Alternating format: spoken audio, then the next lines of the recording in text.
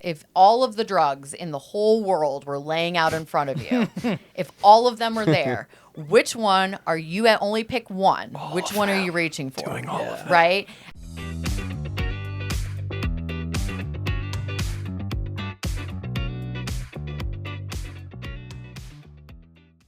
Yeah. Tilt it up my way towards the wall. Like this. Oh, I can do that. Oh, like that. I didn't know it moved that way. I thought it was just up and down. You good on your little parlay, bud? We good? Yeah, we good. I'm freaking out now. Bring us in. What? Bring it in Bring us in to what? to the show. Oh, hello. All right, let's go, baby. I'm good. Hey, Lou. Hey, what's up? Special guest today that I had to. Well, I kind of dropped the ball and had to find someone last second, and our friend Bethany was so nice to agree to come on. She is an attorney at the public defender's office, right? That's Downtown. correct. Yep, that Franklin is correct. County.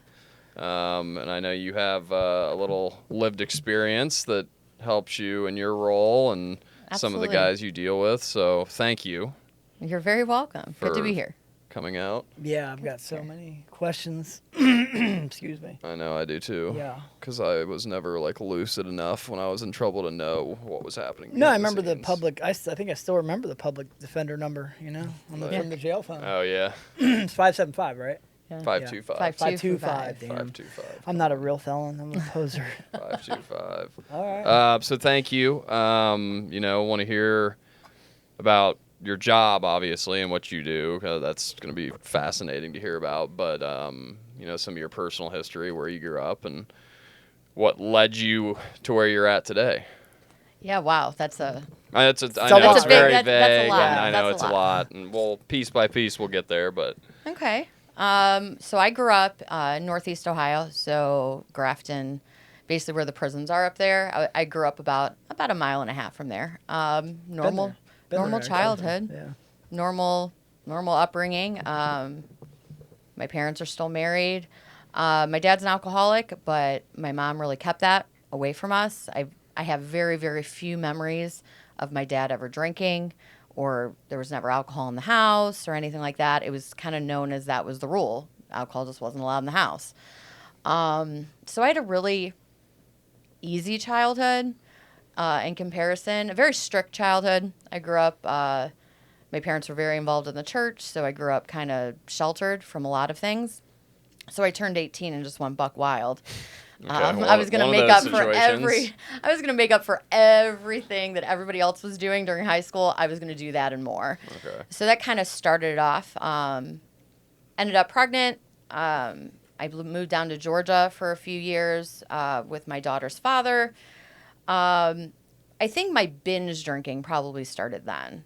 It was like I had one or maybe sometimes I'd go a week or 2 weeks without having a day off. So I'd have my day off and I would just go buck wild. I'd start as soon as I could, Sure. and I wouldn't stop until I was passed out. So I think my binge drinking probably started then.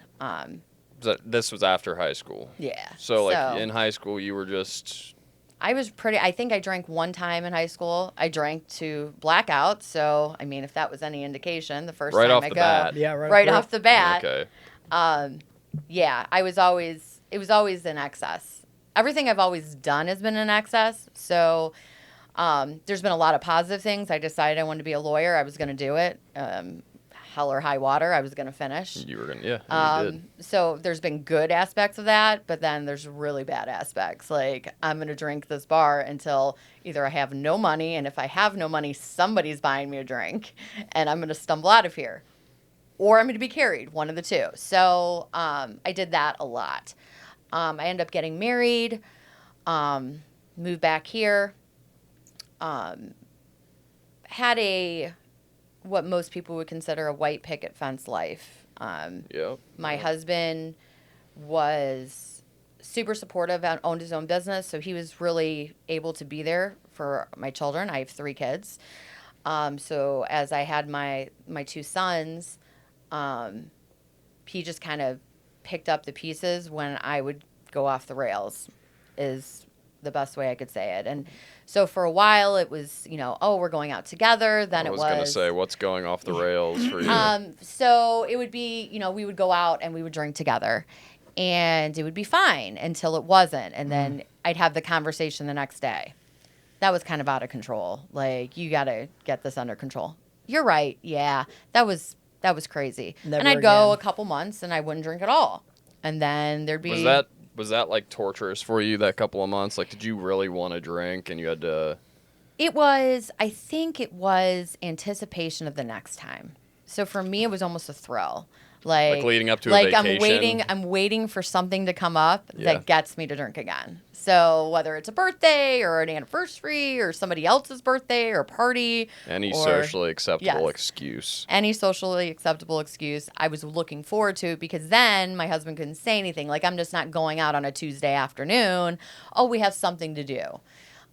So I used that excuse for a long time. And I did that where I would get out of control, drink in excess, do something stupid or say something stupid or embarrass myself or embarrass my husband. And it would just kind of cycle through. I wouldn't drink then for a few months, and then we'd do it again. You strike me as the type of gal that goes to the bar, drinks a little way too much, and then starts picking fights. Is that you? Yeah. Oh, yeah. So I am probably the most low-key positive person you've ever met until I get a little liquor in me. I am definitely, I know more than you. I'm going to tell you I know more than you. If you do something I think is stupid, I'm going to correct you because that's my job. So I would be very confrontational, which led to a lot of interesting fights when I would come home, at 8 o'clock hammered. And my kids are getting ready for bed and and I'm stumbling in. I'm fine. I deserve this. And, so that was quite interesting. But as I said, I had a very, very supportive husband who really kind of kept our lives together. Do you think it was legitimate support or partial enabling? I think it was, at the time, I thought he was trying to control me. And it was all about control. I see now he really was just in survival mode. Okay. I put got him you. in survival I understand. mode. I put him into, I just got to make sure the kids get to school, the kids are fed, that they're not experiencing the trauma that they could have experienced by seeing some of the things that they were shielded from. So, You ever have any skirmishes with like the law, like close calls, like for getting in a fight or public intox or anything cool like that? And with that, post high school, you went to college? Yes. Obviously. Okay. She's Yes. a lawyer. And Went at to some college. point, yeah, she had to go to take the Yep. bar and all that. But Went to college. the legal issues, did those come up in college? So I really didn't have a lot. I had an assault when I was younger. With like an you old assaulted roommate. somebody? I did. I did. Allegedly. Don't I incriminate did. yourself. Oh no, I did it. Oh, you're I okay. did it. Okay. I think I waited for the police to come, and as they walked up, and I just said I did it before they even asked me anything. Man. Yeah. I respect that. Yeah, a lot.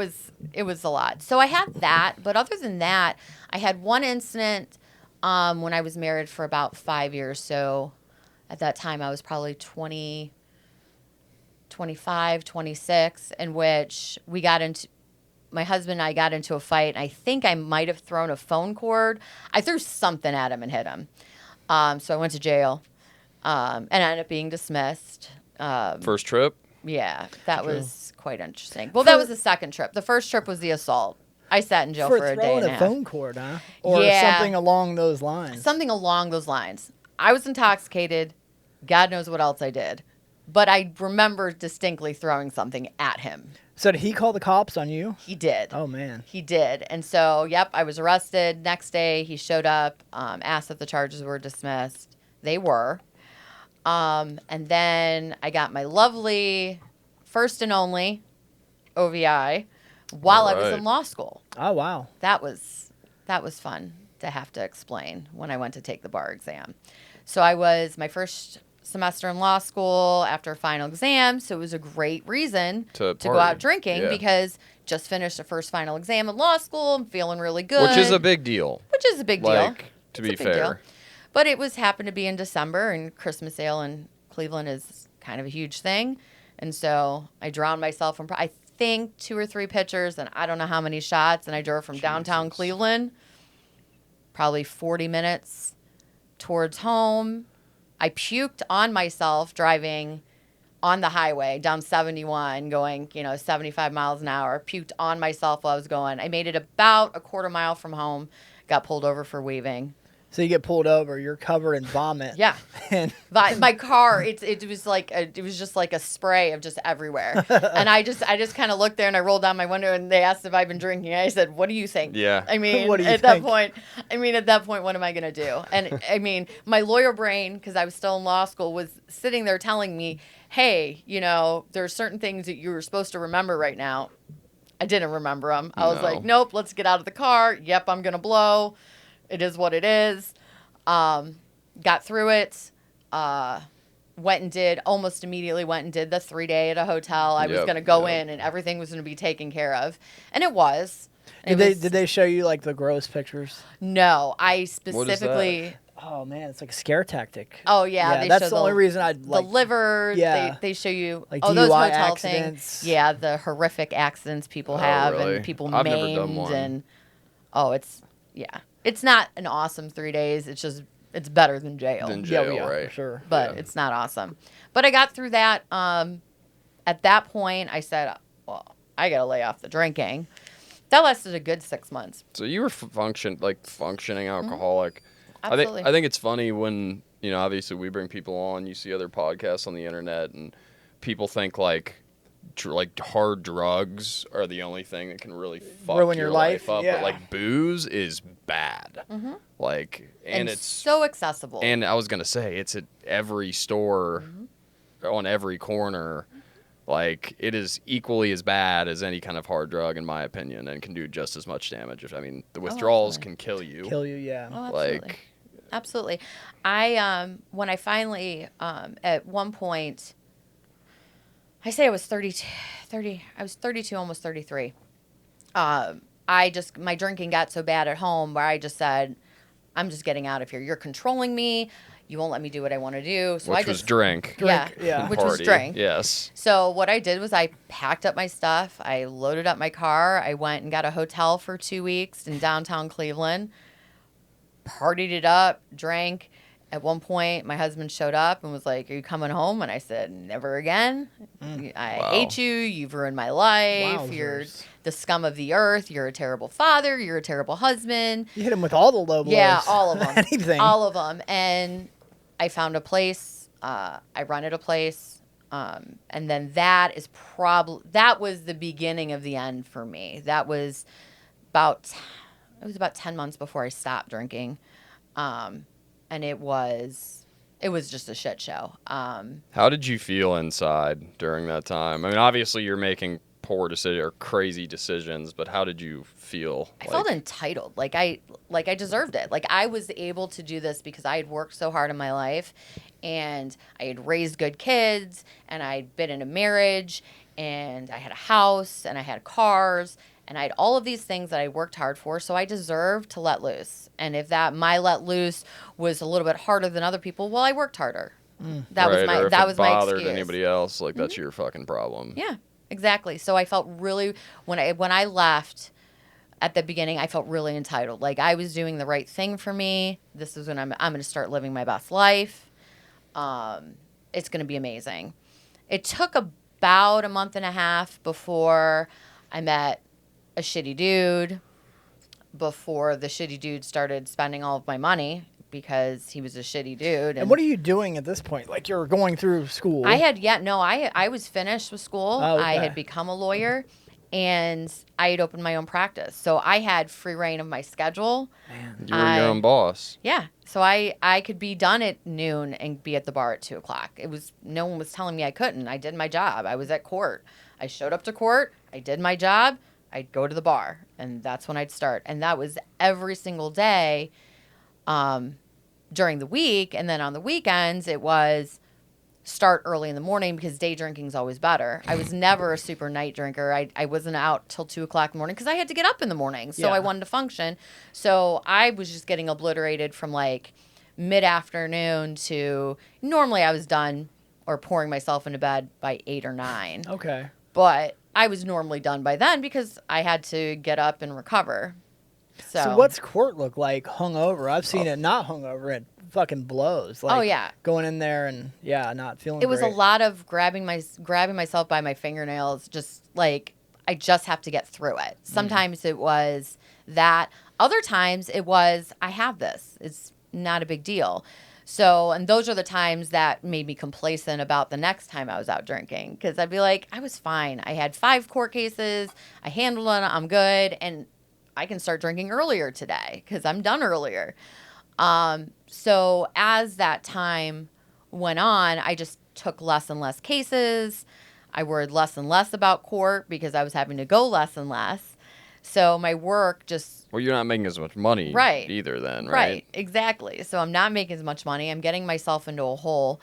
And then again, I started dating this guy that in the beginning I was paying for everything. And then it started where I was being controlled in such a manipulative way that I didn't realize it.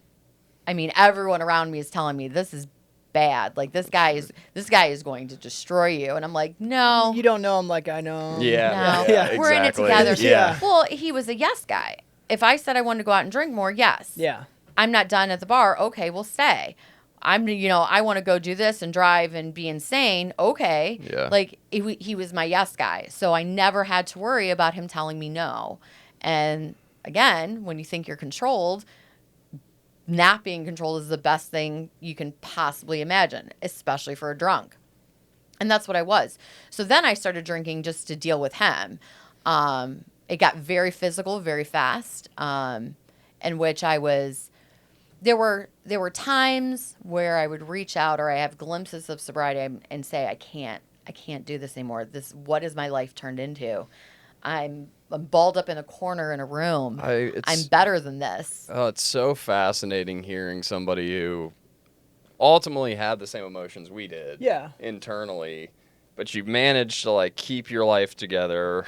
Yeah. By the skin of your teeth. You got the job, you got a house, and you're just like, but you felt the exact same way we did, even though we were out flying fucking signs. Yeah, robbing It's people. the exact same fucking feeling internally, and you're battling with all this. Yeah. And it's booze that did it to you. Oh yeah, it was to the point where I so wanted to quit, but the thought of my life without drinking was so insanely scary that I was willing to deal with what I dealt with to not have that thought of I'm never going to be able to drink again, because that was terrifying to me. I mean, I went to this certain grocery store in Cleveland because they had a bar. Like I couldn't grocery shop without getting a draft beer to get me through it. I mean, So could you take the beer That's like crazy. to the yeah, store they with have you? a little cup holder and you just take the it. and- marketplace down yeah. here on Third Giant That's Eagle, insane. you can do that. Yeah. So that's where I shopped because I could drink then. Yeah. Duh, why wouldn't I do that? And I mean, if you can't have a beer if you can't go grocery shopping without a beer, exactly. that's And a I little bit of red I couldn't flag. function without it. It wasn't like, oh, I just need this, just take. No, it was, I am not going to be able to deal with all of these people if I don't have this beer Without to get me drinking. through it. So as an attorney, right, Mm-hmm. you're going through all this stuff in your personal life. I'm sure you're seeing clients that, DUIs, anything like that. Do you see some of these people getting in trouble and you're like, fuck, that could be me? No, Okay. No. absolutely Okay, not. because you're smarter than that. Yeah, because I don't really have that much problem. Their lives are unmanageable. Mine is completely in control. Holy shit, that's wild. So I was like, no, I was in Cuyahoga County. I was working with the mental health court and the drug court on a consistent basis, standing there being a complete and utter drunk. So you would qualify, really, Yeah, for that. completely. There's fucking programs. Completely. I would have qualified for any program. As a matter of fact, when I finally got my head out of my ass and said, I lied. I didn't get my head out of my ass. A judge in my divorce that was pending told me I wasn't going to get to see my kids again unless I got my shit together. And it was about 6 months before the divorce was going to be final, so I knew I had this amount of time. Otherwise, I would never see my kids again. That's how unmanageable my life had been. And I said, okay.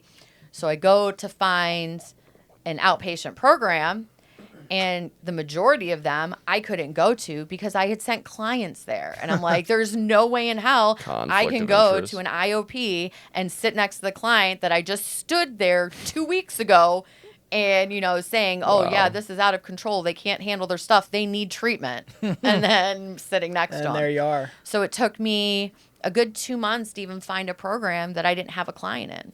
Now, during this madness too, are you ever showing up late for court, or is anybody ever like, oh God? Yes. What's up I with went that? from Yeah. being a super responsible, every bailiff could depend on me. I was always early, always prepared, to the throwing things together. Did I ever not show up? No. Was I always there for my clients? Yes. Did I do it? And sometimes I think I could have done better. Absolutely. 100%. There's a ton of times that I look back and say, if I would have just been a little bit more on top of it, could the result have been different? And that's just something I have to live with. It was completely humbling when I quit my practice to get sober and realized that I was months away from losing everything. If I didn't get my shit together, the bar association was Yeah. going to take my Yeah. license. If I didn't get my shit together, I was never going to be the mom that I And had that's always not been. something you can get back. I Right. mean, you can, Yeah. but it's very difficult if Exactly. they take your license. Exactly. So it got to the point where I was like, if I don't do something, my life, everything that I've ever worked for and that I said I deserved, why I deserved to drink in the first place, is going to be gone. So what's the point? So I signed up for an IOP, and the first 6 weeks I was really good, or I thought I was really good at counting hours. So when I was testing, I would never test positive So you were drinking through this whole thing. through the first 6 weeks. The first 6 weeks I was drinking consistently. I just wasn't able to do it as much. I just had to, Thursday night after group, I could start drinking, and I was good until like Friday night. And then I better pound water because Monday I'm going to have to test. And they have that stupid extra long test for alcohol. So I got to make sure I have a good 48 hours. We all play Yeah, that we game. know that game very tell well. I tell that story all the time. The drug test game. Oh, yeah, absolutely. So I did that. And then I remember I was sitting in group at IOP, and the one thing I really liked about the group is there were a couple other lawyers, a couple doctors, Oh, nurses, wow. Wow, it's not like Wow, mine. in the yeah. groups. Yeah. And Yeah, we don't see guys like No. that in our No. groups. no, and I actually, I was talking. It was my turn to talk or something, and I'm like, I said something. I got bullshitted. I completely said something. It was completely false, and I was just feeding people shit because I'd sat in enough AA meetings to know what I needed to say and the right phrases just to Sure. get passed Can along. regurgitate it. Yeah, and this, her name is Lauren. I still remember to this day. She looked over at me and she's like, "You're full of shit." She's like, "You're absolutely and utterly full of shit. You don't think that all of us has sat here and said the same thing to feed the line? It's bullshit." And I was like, okay, I just got called out. And I went home and I said, yep, the past 6 weeks, all I've been doing is giving bullshit. I guess it's about time to stop. And that was the last time I drank. And so I will be 6 years sober September 14th. So almost Wow. a couple more weeks. Is that the first time you got called out, like legitimately? Oh, yeah. I was amazingly wonderful at manipulating and lying to people. I can see that. Whether I it can was see my you being family. really good at that. Oh yeah. Whether it was my family, my husband at the time. I mean, it was so sad. And I will honestly, I can sit here and say that I destroyed that marriage. That marriage is over because of me. There were things that he did that maybe could have been handled differently, but in the same sense, I know what I was like, and dealing with me was terrible. Dealing with me was terrible. I feel terrible for my parents. How many times I called them and said, "Oh, Alex," that's my ex-husband, "he's such a terrible person. He's lying. He's telling you all these things. I'm a great mom. He's doing this." Completely bullshitting to try and turn them against him, Right. Switch the even though narrative. he was the parent that was there. He was the one that was picking up the pieces, and I wanted everyone to think I am the angel, he is the devil. Let's have our roles correct, and I was willing to say whatever I had to do to make people believe that. I mean, no one did. They saw I was a disaster. Right. Hard to hide it. No, I was a disaster. I remember my mom saying, if you keep lying to me, you can't expect me to help you because you're not being honest about what you need. And she was right. I wasn't. I always wonder what it would have been like if I had been able to pull off the functioning addict alcoholic. I feel like in some ways, so like for me, it got so bad I had no responsibilities. Like literally, I mean, homeless. Nothing. Yeah, you got nothing. There's no responsibilities there, so who gives a fuck? Like, I'm gonna go do what I want. But if I had like a life that I had to try and like protect while I was doing all that, Yeah. I mean, you talk about exhausting. Always. I cannot imagine. Yeah, it was. I think for me, getting sober was like, I don't know, almost like just someone switching on the, wow, look at what you have and be grateful for what you have. Because I went through that 10-month period where I was losing or lost everything that held dear to me. And when I finally was like, nope, I can never drink again. For me, it was a light switch. I accept that now. I am able to be around alcohol. I completely understand that people can't.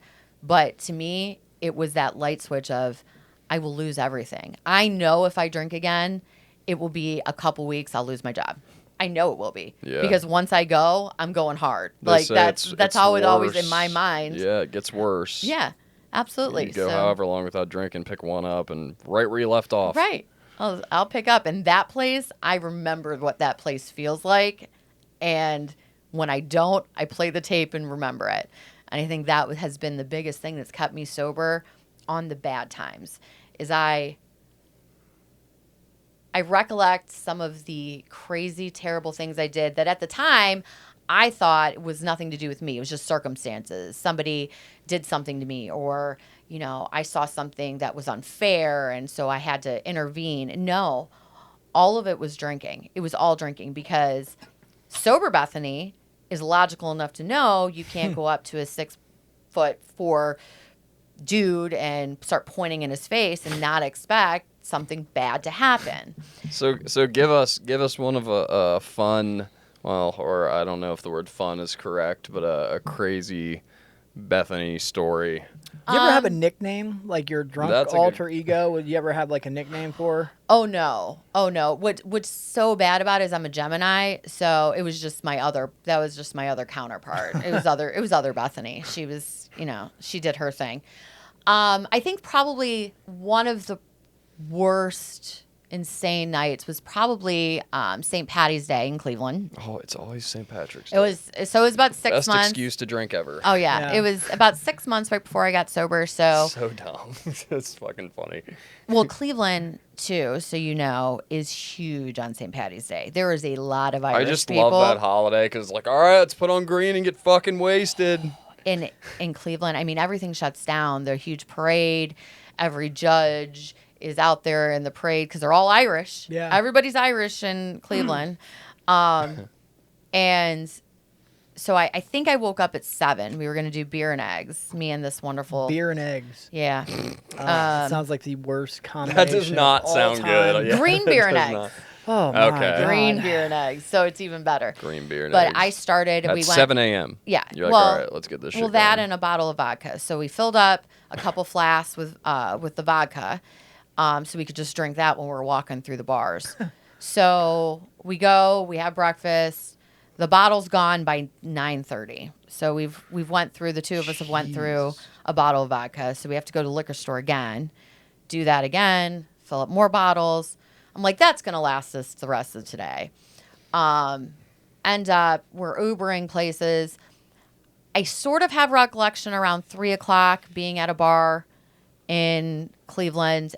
I think at some point we went to somebody's house, but the next day I wake up, no recollection past like 3 o'clock in the afternoon.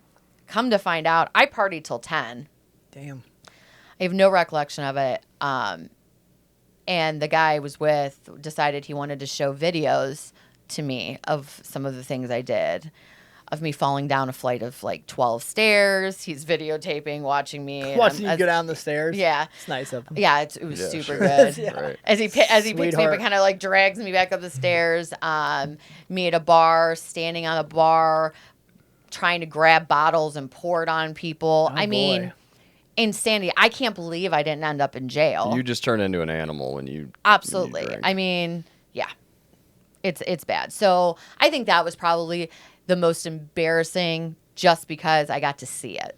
I got to see it Right. firsthand on a video of how completely terribly awful I was. Did you ever save the video? No. No. At that No, point, were long you gone. at the stage where you were like, "Oh hell yeah, like what a crazy night," or were you like, "Oh man, That I was really why I do that. I think that was towards the end where I was like, this is too maybe much." maybe I do have a problem. I mean, I still at that point was thinking I didn't have a problem at all with alcohol. It was everybody else was the problem. Yep. I still didn't have a problem. I drank, when I had the time to drink. I still went to work. And I we still always did my seek job. out the people that drink like us, so that Right. it doesn't feel as abnormal. Right. That was the funniest thing is when I stopped drinking.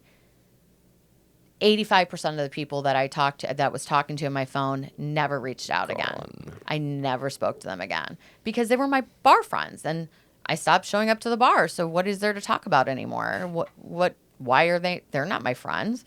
They never were my friends. And that was a sobering experience of realizing that all of these people that I had been defending and doing all these things Didn't and matter. doing all the stuff with and helping out doesn't matter because all they cared about was they always had somebody to sit next to them at the bar and get wasted. So you definitely fucked up. see who your friends are when you get sober. Yeah, absolutely. All right, tell us about being a defense attorney. You're criminal defense, right? Yes. So you had your own practice, right? I had my And own you practice did for about defense- 3 years, all defense Okay. work. Why did you want to become an attorney in the first place? Well, I was a paralegal. That's what I had originally went to college for, is to be a paralegal. And I worked for a criminal defense attorney, and I just fell in love with it. I knew I could help. I saw really, really good lawyers practice law, and I saw really, really bad lawyers practice law. And I was like, I can do that. I think I could make a difference. I think I could help people. And that is why I went to law school in the first place, because I wanted to be a criminal defense attorney. There was a point in law school where I thought maybe I would do something else, and that lasted about 3 months. And I was like, nope. I was made to be a defense attorney. That's all I've ever wanted to do since I went to school. I think the main question, I'm sure you probably get asked this all the time, is like, how can you defend, like, because like you're privileged to certain information that only you can see, you Correct. can't say anything about. So like defending people who are knowingly guilty, like does people ask you that, like All the time. How do you? Yeah. I've had family members ask me because I'm a felony public defender, so I do everything from aggravated You do the big stuff, possession to Yeah. aggravated murder and everything in between. So I've had family members ask me, and my answer is always the same. My job is just to make sure everyone follows the rules. Mm-hmm. In the end, I have to believe in the system enough to know that if someone is guilty and everyone followed the rules, that a jury is going to get it right. And if not, But your job is to try and convince that Yeah, you're jury like a sales job, that, basically. that Billy did not murder that woman. my job is to make sure everyone follows the rules, meaning the police followed the rules when they interrogated my client, Okay. that the witnesses are following the rules by not lying to the police, that evidence was collected correctly. And if I do that, and that is what I am doing on a daily basis, in the end, the jury's going to get it right. I have to believe in the criminal justice system enough to know that in the end, if I do my job and the prosecution does their job, that the jury's going to get it right. I am lucky enough to have had the experiences that I've had, that I've seen it work more times than not. Not always. And there are still cases that will haunt me to the day I know that I'm like, he didn't do that. He didn't do that. Which don't use names. What case in particular sticks out to you that you thought? There was a case in Cuyahoga County that I did that it was really, really bad evidence. It was just bad evidence. It was a robbery case and it was bad evidence. There was a lot of people involved, a lot of the witnesses, the alleged victim, they were involved in criminal activity, and it's just a lot of piling up. And I think the jury lost their way. I think it happens. I think the justice system is great. So you think your client didn't do it? No, I don't believe my client did it. And you took it to trial, and they found him guilty. Yes. Oh. It happens. How long did he have to go away for? So his sentence ended up being shortened. He was given judicial release. He went to prison, did really well. And I believe he only did a year and a half. Okay.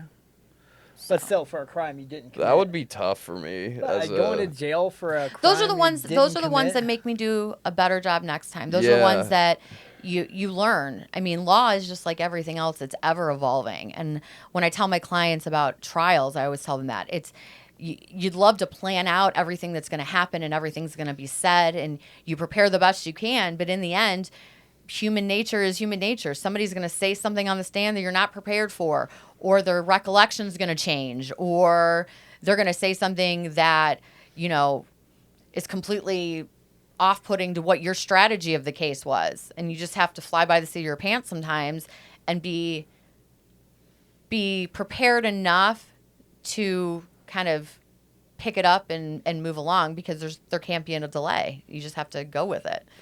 So like on your first case ever, right? Mm-hmm. Your first day as a defense attorney on your own. Oh yeah. Like, are you shitting your pants? Yeah, Oh, yeah. yeah. Yeah. Like, Oh, yeah. I'm curious too. Okay, so people go to school, they go to college to get an education for their career, their job, right? So you go to school, you learn all this stuff, you pass the bar, and like Aaron said, your first day you go in.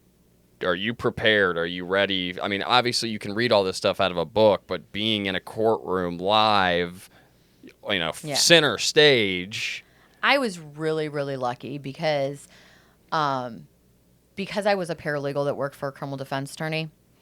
I got to see the practice of law a ton more than most people in law school. Most people in law school have very little experience in a courtroom.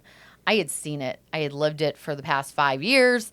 I was pretty prepared to what I was going into. So I think I was more prepared, because it's true. The theory of law and the practice of law are completely different. They just are. I can sit here all day long and learn the law and learn the elements and everything. But, sitting there and talking to somebody that's telling me their life story and the facts and applying the knowledge you have into practice is completely different. So I was lucky. I think I was luckier than a lot of people because I had some background knowledge to prepare me more for my first day. What do you tell to people, or like, what would you say to somebody that wants to defend themselves? Those people. Yeah, you probably wouldn't try to perform heart surgery on yourself. I mean, I mean, right. And I always tell people too, because people think because I'm a lawyer, I know all the law. Yeah. I know all the law. I do not know all the law. I'm just going to put that out there. I do not know all the law. I'm pretty knowledgeable about criminal law because that's where I work.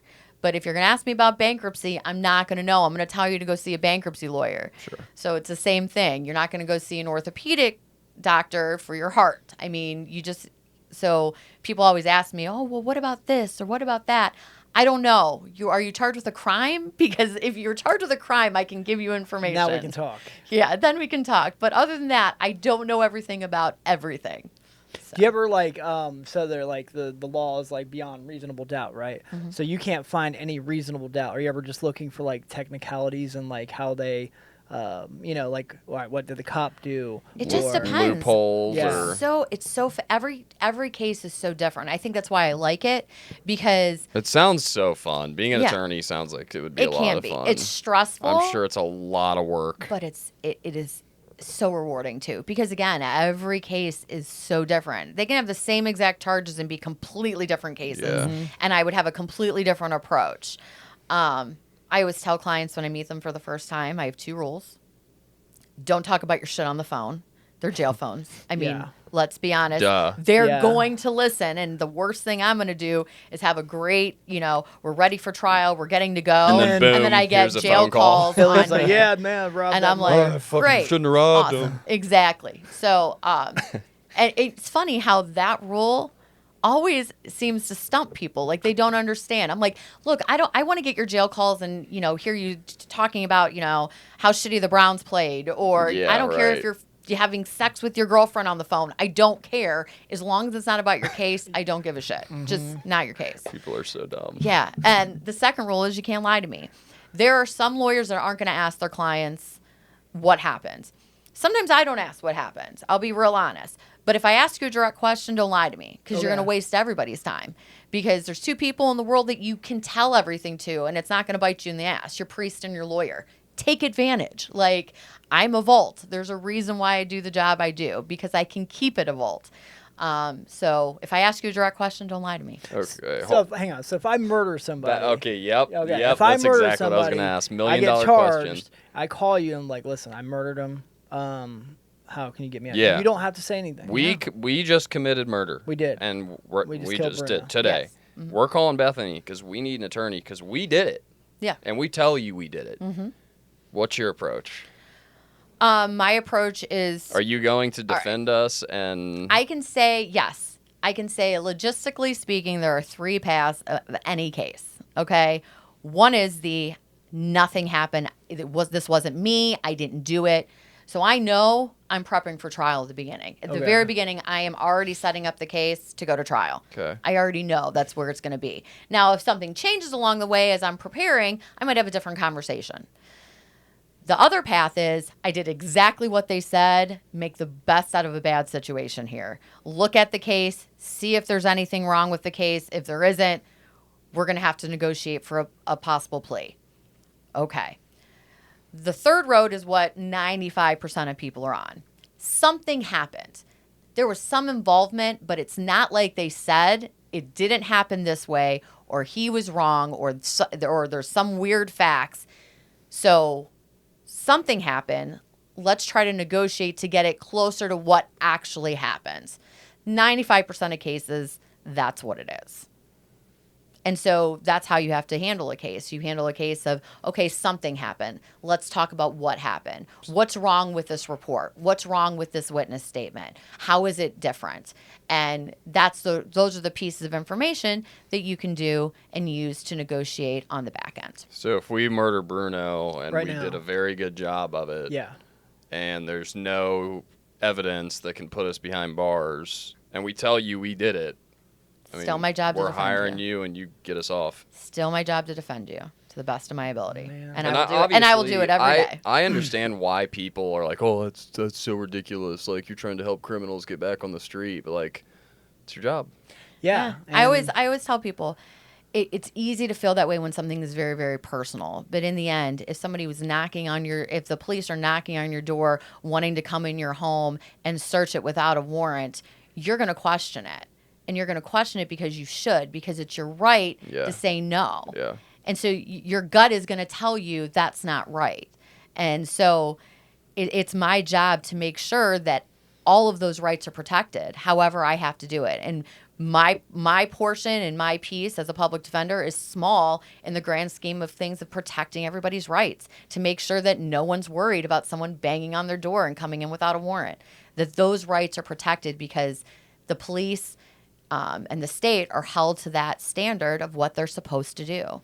And that's the crux of my job. That's why I do it. So in my experience, I've learned that, and this could be perhaps a bit jaded, but like, never talk to the police, guilty or innocent. Would you say like that's a fair thing to say? I would say that's a fair and accurate statement of what majority of criminal defense attorneys will tell you. Yes. Yeah, even if you're innocent, don't talk, because like that can be like something can be taken out of context, and I just learned to not talk to the police. What's some of your best tips for somebody who is maybe facing an indictment of some sort? I don't know, maybe a drug possession charge, traffic stop, drug possession. What would be some of your...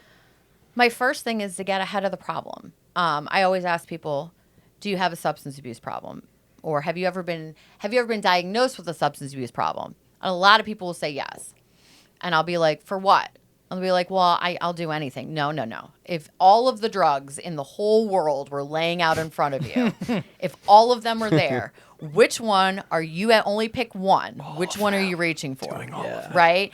And that's normally where I start. Okay, so that's your problem. So let's see, is there something treatment? Do we have you had treatment? Are you hooked up with an agency? Can I get that? And that's kind of where I start, because I can't do what's best for my client until my client is in the best shape they can be, or that they're willing to be to do it, because they have to be willing to do it. Right. So if they have a drug possession case and they say, screw treatment, I'm never going to do anything, I don't have a problem, then there's only so much I can do. Yeah, I was gonna say at that point you're like, all right, buddy, Right. Good But luck. whatever. the first thing I always tell people is, okay, if we have an issue, we have a problem, before the case even gets to that point, let's treat the problem. And so that you're in the best position to negotiate, or you're in the best position to have a clear head about what we're going to do to handle this case. How is this case going to affect you in 6 months or in a year? And how could this be different if you did do treatment or you did get help ahead of the game? Do you ever have, like, so I went through this experience too, where you have clients that are just sitting in jail, so ready to get out of jail that they take some dummy, stupid plea? Because that was me. Sometimes that they're so desperate to get out of jail that they're willing to accept a plea, if it comes with community control or To probation. be clear, like, I mean, in reality, like, that's the game. Yeah. Is you get incarcerated for whatever, Mm-hmm. and they put your ass in the county, and they leave you there Mm-hmm. for as long as possible until you're just like, please Get me get outta me here. out of Get me here, outta here. whether you did it or not. Yep. I've had so many times where I've had conversations with clients like, I just need you to be patient just a little while longer, because we need to get this deal. This is where we want to be, and you need to give me the time to get us there. And I know you're sitting in jail, and I know it sucks, and I know it's a terrible place to be, but this is going to hurt you on the back end if you don't give me this time to fix this issue. So that happens a lot, and you get people that are just willing to say or do whatever. What I always tell, well, let's sleep on that, and we're gonna have another conversation tomorrow. Because today might not be the day, especially people that are dealing with drug addiction or any mental health issues. They're always very quick to, I just want to get out of jail. I Yeah. just want to get out of jail. I'll get treatment on the outside. I just want to get out of jail. Right, sure. I tend to take the approach of, while the case is pending, let's see what I can do to get you help now, so that by the time we conclude the case, we're already on a head start. We already have some time of sobriety, or we already have some time where you're medicated, or whatever that case may be. Have you ever, like, just lost your faith in humanity? Because you see a lot of terrible things, right? Yeah. And, do you ever just feel like, yeah, people, the fuck I am have doing? lost my faith in the ability to do my job. Okay. I have done that, where I've been like, am I really making a difference?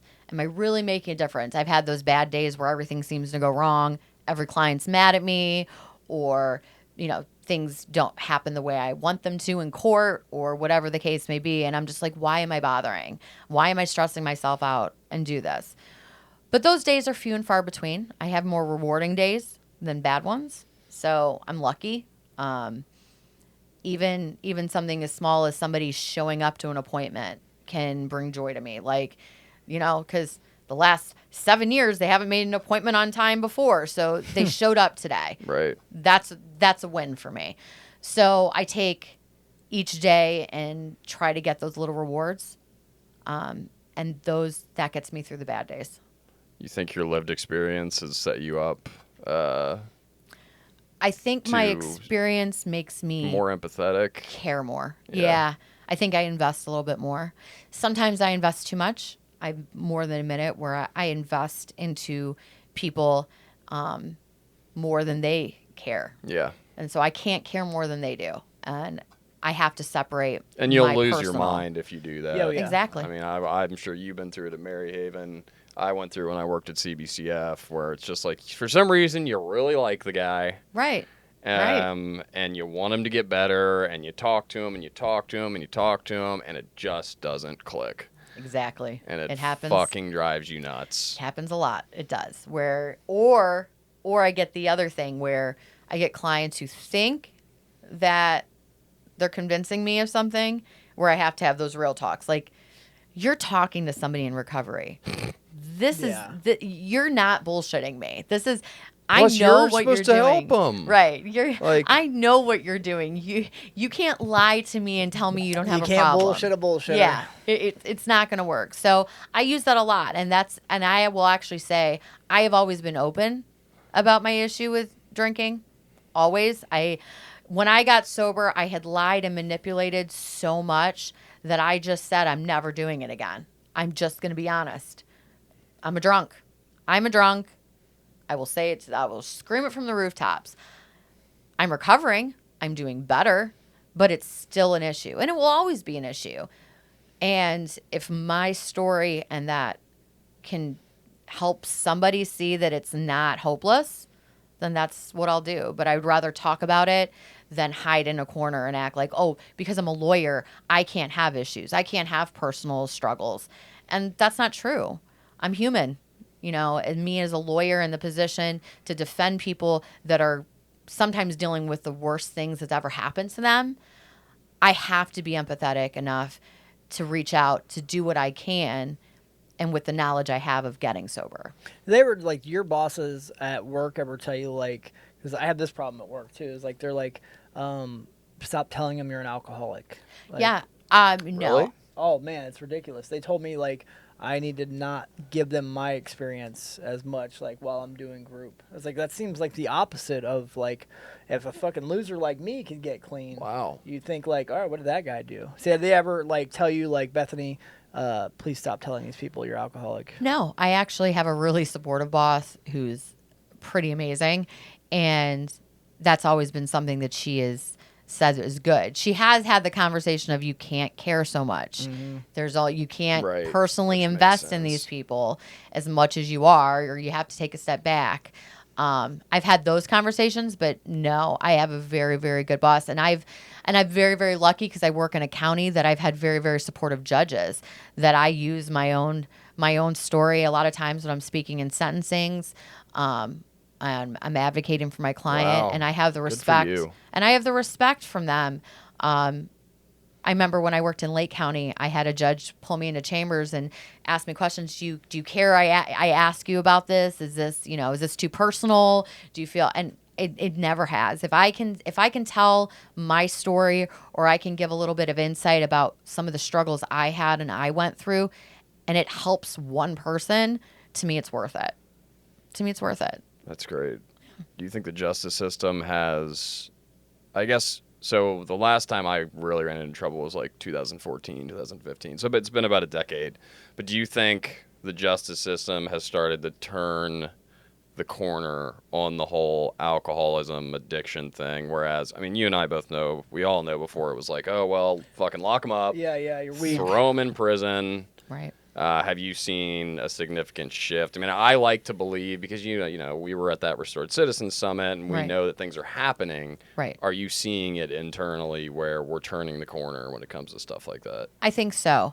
I think judges are more educated and knowledgeable that rehabilitation is different for everyone, and that people with these addiction issues or mental health issues need something different because it's not working.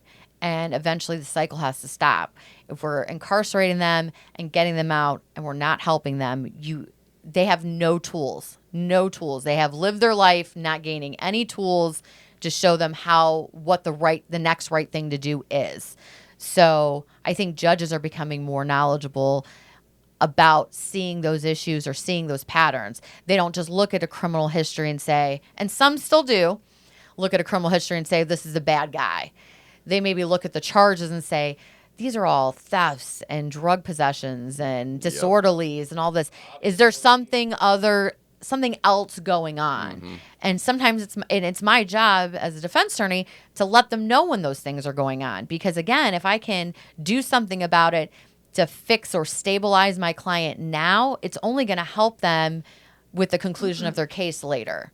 And it'll help them in life, just succeed in life generally, get a job, get a home, get a car. All of the things that normal people have done for their entire lives, these people are doing for the first time. Yeah. So on the jail side of things, like when we go to like the whatever you go to the first time, they're like, oh, you got Judge so and so. They call him the hangman. Yeah, You guys ever had that on your side too? We're like, oh, you're being seen by Judge blah blah blah. And you're like, oh shit. I mean, do. we know there's one judge at least, the common pleas court, that scares the shit out of everyone. Yeah, and the thing about it is I know what to expect. When I was new in the county, I didn't, so I had a lot of conversations with lawyers of what am I expecting here? What kind of judge is this? Or and some are very unpredictable, and they're unpredictable, so you go in prepared for anything. That's so interesting. But it's you know what you're walking into. You do this long enough, and you can read the room. I've been in front of so many judges across the entire state with private practice and being in public defender work, but you just have to learn to read the room, just like anything else. Back to what we were talking about with the justice system changing. I know for me, and I think you would agree, whenever I was just locked up, like for instance, if I was just thrown in the workhouse and you were thrown, in prison. I mean, I know prison has programming, but like every time I'd go to the workhouse, I mean, nothing was accomplished. And I was there because of my disease, which was alcoholism or drug addiction. I knew that was the problem. Every single charge I ever had stemmed from that one thing. Yep. You throw me in the workhouse, I come out, nothing's fucking changed. And you're worse off mentally. Like you go in there and you're an animal now. Well, especially after COVID, a lot of those programs and stuff that they had so freely and people coming in and out of the jail really stopped. And I don't think it's really recovered since then. When I was in Lake County, they had a jail treatment program. So it was a program you'd be sentenced to probation with the jail treatment program. You're basically in the jail for 60 days. The first 30 days you sit there and you're either detoxing or getting everything out of your system. Then you start the program and it's a 30-day basically IOP in jail. Okay. In the county jail? In the county jail. Okay. Well, and I mean, so they something. And so they did that, and I was really advocating for them to be able to do that prior to being sentenced. So if you're sitting in jail in lieu of bond, why not be able to start the jail treatment program while you're sitting in there? Yeah. So, I mean, that's something that I think would be super beneficial in Franklin County. It's just logistically, they have 2 jails now and how you would do that. But that's something I've always wanted to do. And I used to go and speak there once a week about, how to get through the program, how to succeed on probation, the rules, the 5 rules of, don't deny it, don't lie, just general rules on how to get through it. So I think something like that in Franklin County would be really beneficial. Not to mention, we had a probation officer on, a month ago, a little over a month ago, that has lived experience. He's been to prison. Me working at CBCF, you doing what you're doing. It's the people with lived experience, you working at Maryhaven, it helps so much towards the actual solution instead of just locking people up. And I wonder myself all the time, what if I had gone to prison? What if I had really done 5 years? I wonder how I would have come out. I could have come out with shitty tattoos. And a member of the Aryan Brotherhood. Yeah. I thought I about wonder it all how the it would have time. changed the course of my life completely. So I'm glad that I had that drug court program that got me out of that situation. Absolutely. I think those programs and the specialty dockets are hugely beneficial. And I think knowledge, just people being aware that the system wasn't working the way it was going. People are not being rehabilitated in prison. They're just not. And if people are in prison due to substance abuse or mental health, they're in the wrong place. There are other places that are going to help them succeed that's going to stop the cycle of them reoffending. And if rehabilitation is really the purpose of it, then you have to be able to give them a program or give them those tools to let that happen. I agree. I've just got such a random question. So you were talking about the COVID thing earlier, right? Mm-hmm. The lady you're actually going to be talking to later on, yeah. she's a defense attorney too.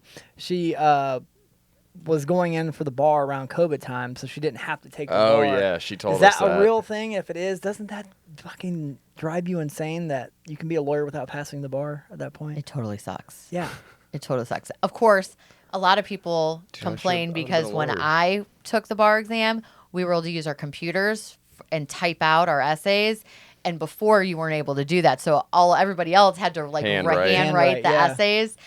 I can't imagine doing that. So I'm sure old school lawyers, they're like, you got to type out your Yeah, essays. right. And I'm like, you didn't even have to write an essay. But, you know, in the end, the knowledge is there. I It's forgot just, she did tell us Yeah, that. and then take those. Like, how is that? Like, Yeah. seems like a big deal, right? Yeah, it's- How hard is the bar on a scale of Oh. 1 to 10? Okay, so to put it in perspective, I was a B student in law school, average. Okay, Because I was still drinking. I Yeah, was yeah. gonna say you're a B student. Were you like really trying, or No. were you one of those like I was you're, gonna you're get through. smart Good enough, enough that you yeah. can kind of? And I knew what I wanted to do. So a lot of the other classes that I knew weren't giving me knowledge of what I wanted to do in criminal defense work, I really didn't pay as much attention to. But they test on the bar exam. So once I graduated law school, I had 8 weeks to study before the bar exam.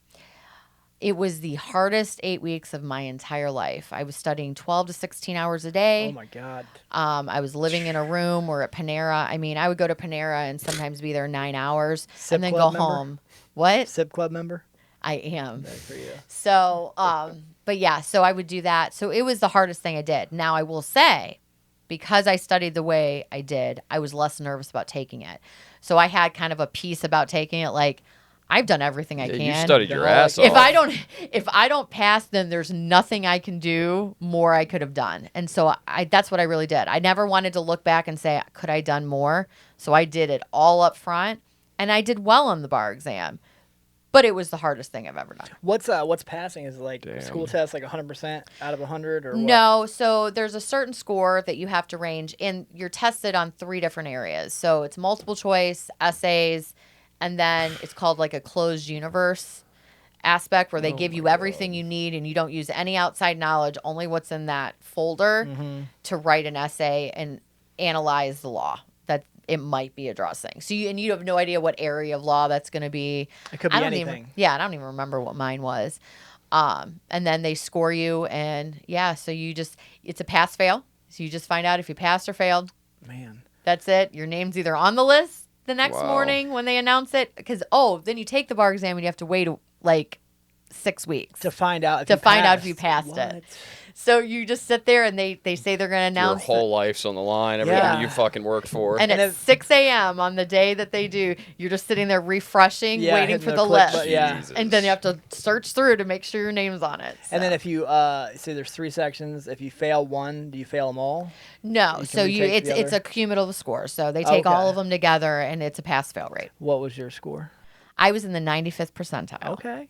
That's On the bar damn. exam. All right. So I Domination. did Yeah, well. good Holy shit. shit. If I would have only done that well in law school, but hey, I hit it when Hey, it counted. You know what? You're- The I hit it smartest- when it counted. The smartest thing I've ever heard, and I live by it, is like, what do you call a doctor with a C+ average? Yeah, A doctor. A doctor, exactly. So, yeah. Yeah, you're an attorney, one way or the other. Man. Yes, made it through. Well, one last question for you. Are you happy where you're at today?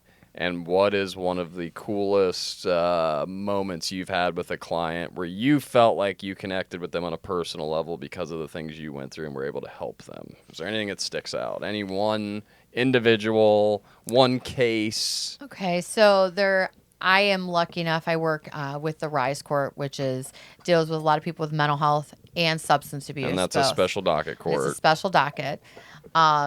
I'm not going to say his name because he's still involved in the docket, but there is a client that I've worked with that just pulls on my heartstrings, and I want so much to see him succeed. And he's showing me every day that it's possible, which is just so refreshing. Putting in the work, doing what he has to do, struggling and coming and asking for help. Sure. Kind of doing all of the things that I hope for all of my clients. So I'm pulling for him. He's doing really, really well. My life is really, really settled. I'm divorced, but me and my ex-husband have a great relationship. I have a great relationship That's with my nice. kids that took a really, really long time to repair from some of the damage I did. But I have an amazing fiance that has been super, super supportive of me, super supportive of my being sober. He really has on the hard days. Just sometimes. tell him, like, yo, listen, like, if I drink, I'm a fucking psychopath. Right. Yeah. You don't want to deal I with mean, that's pain. exactly what I tell my girlfriend. Like, Yeah, yeah. hey, I put some shit in me, and Yes. you run. Yeah. Actually, Get is what the- I get say. out. That's what I Run. always tell them. I'm like, us drinking together would be disastrous. Yeah. Epic proportion disastrous. It'd It be would fun for never like happen. half a day, Right. or like a night, And then Yeah. you're it like, would- I'm over this. And then it's like, please run away from me, Yeah, 'cause I'm gotta about go. to turn into a really bad human being. The werewolf. Absolutely. Yeah, exactly. When are you getting married? When's your date? Don't know. To Don't be know yet. determined. Okay, To be TBD. determined. I have to find time to plan a wedding, which I've never done because I. Godspeed. Yeah. So it's. Are you just- public defender? Yes. Okay. So Yes. yeah, you working nonstop. Yes, I work a working lot. man. All I right. work a lot, but it's fun. Any plans to go back to private practice? No. Really? No, I would love. Really? I want to retire at the public defender's office. for I you. love it. Wow. I love it. Because you're helping those guys who like really need it. Exactly. And they have nobody. They have no Exactly. options. Yeah. Exactly. They've got nobody to help them, and you get to be that person. Yep. I have a great colleagues in my office. I love where I'm at. I love my clients. I love what I do. I never want to go back to private practice. Wow. I Can love I where ask I'm at. one weird question? Now you I ask think her. I'm due for one. So you're You're due for you're one. an attractive lady, right? Do you ever have like problems with boundaries with the clients? Like they're gotta- like trying gotta to be. come on. Gotta be. Okay. So the basement is where they keep the guys in jail if they don't have room up Yeah. on each floor. So the joke is when I go to the basement, there is a hallway there that it doesn't matter if I go down, it doesn't matter what time of day it is, doesn't matter what day it is, anything. I'm getting cat calls. The cat calls. Oh, Oh. and some of them, they're so creative. And I kind of turn around. I'm like, if you would have used a little bit of effort before you got in trouble, Right. like Yeah. you Right. are on picking me up, Right, it would be a sure, lot. yeah. It would be a lot better. A lot for more ya. successful if you I'm were like, fucking in yeah, jail right some now. of them are really smooth. Do you I'm ever like, take them personally? Like, how dare he? No. No? Normally, if it gets to the point where if it's getting to the borderline of offending me, which by the way, it takes a whole lot to Yeah, offend yeah. me. If it gets borderline, I'll turn around and be like, "Really, dude, cut it out." And that's normally all I have to do. Most clients are super respectful of me. If there's comments, it's, "Oh, you're so pretty," or "Are you married?" or something like that.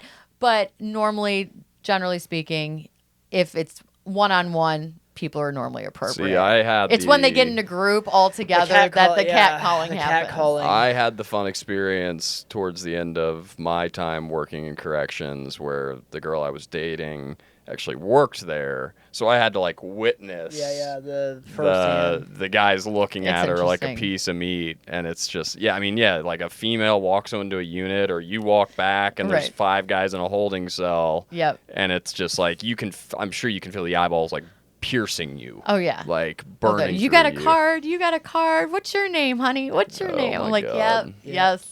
Men are Still an pigs. attorney. You should Men are tell them, pigs. like, hey, I bet you got a lot to offer me right now, Yeah. sitting in Yeah. that damn jail cell. Exactly. What are you gonna commissary. do for me? Yeah. Exactly. When are you wanting to take me out? When you're Because out you- there, you're yeah, gonna right. be here for Yeah, a when minute. do you get out? Let's plan See a ya, date. 3 to Right. 5. Exactly. 5 years? All Yeah. right, cool. Sounds good. Exactly. Man, That's I could pick your brain for hours. Yeah, I could sit it's here and pick your interesting. brain. I've never really. I have a good friend that's a criminal defense attorney, and I've never really had a chance to sit and like go through the day to day and what you guys do, and it's really cool, especially with your your past and your history, where you're at today, Yeah. being sober. Yeah. It kind of makes you a weapon as a criminal Yeah. defense attorney. Like It's you another get tool it, that I have. You get it, Yeah. and that helps everybody else. So. Yeah. So yeah, thanks for defending people like us. Yeah. man. You're Yeah. very welcome. You're I here love what I do. for people like us. People like Yeah. us. You know, Absolutely. and certainly you could have been in the same boat. I remind myself of that every day. Every day that I could be in one of those holding cells. It could be worse. Making cat It could calls. be worse for Yeah. all. Yeah, making cat calls. Making Cat cat calls. calls to the next lawyer coming Yeah, through. yeah. Right. Well, thank you. Thank You're you. welcome. Short notice, Yeah, short appreciate notice, it. Good yeah. to see you again. Good to see you. And, Absolutely. we'll catch up soon. Absolutely. You want to hug it out? No hugging it No, out. no, hug it out. We'll do that some other time. All right. All right. All right. Thanks so much. Thank you. Bam. That was great. That was great. Yeah.